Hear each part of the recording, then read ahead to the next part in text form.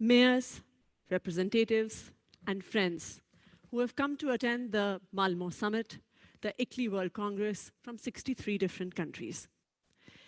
I'm here today as a representative of the government of the National Capital Territory of Delhi and as Vice President of ICLEI.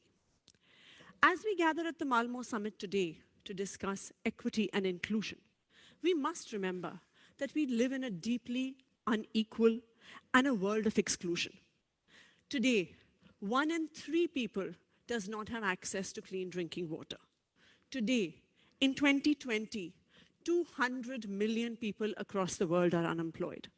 85% of the world's population does not have access to 50% of the resources that 1% of the world's population has access to. Cities, especially in the global south, face some of the deepest inequalities across the world.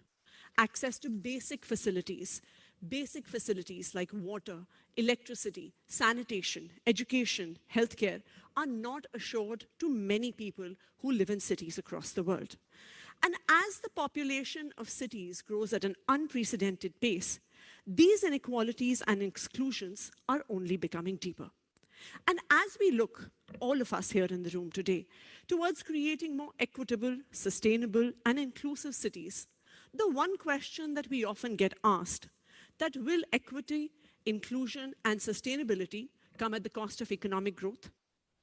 Delhi, a city of 30 million residents, has shown in the last 7 years that both are possible, that we can strive towards equity, inclusion, sustainability, while showing resounding economic growth. In 2015, a new party came to power in Delhi, the Aam Aadmi Party, which translates as the party of the common man. Led by Chief Minister Arvind Kejriwal, we faced many challenges. In Delhi, power cuts were frequent, power tariffs were extremely high, a limited population had access to piped drinking water and proper sewerage facilities, public healthcare systems were almost non-existent, 1.5 million students studied in public school systems, in the government schools, which did not have basic facilities like clean toilets, drinking water, or even desks for the students to sit on. The majority of the city in 2015 lived in areas that were deemed as unauthorized and hence were not given access even to the basic development. But in the last 7 years, the government of the common man, led by Chief Minister Arvind Kejriwal, has turned all of this around. Government schools in 2015 that looked like this, now, after 7 years, look like this.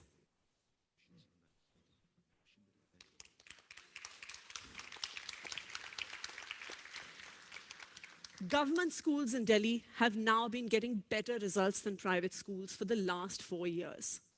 Just in the last 1 year, 200,000 students have left private schools and joined Delhi government schools.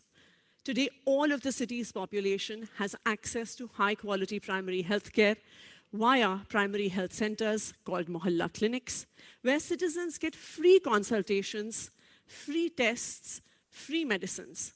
And in the last 5 years, 50 million such free consultations have happened all across Delhi.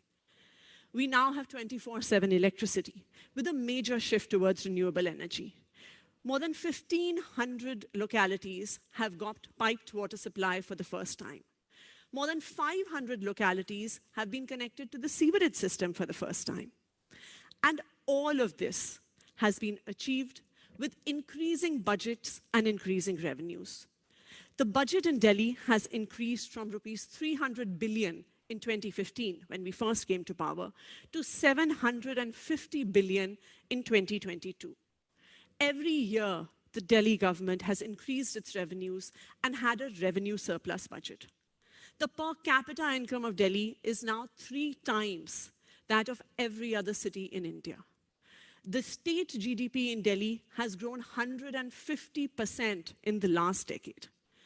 We believe that one of the most important aspects of sustainable and equitable development are sustainable finances.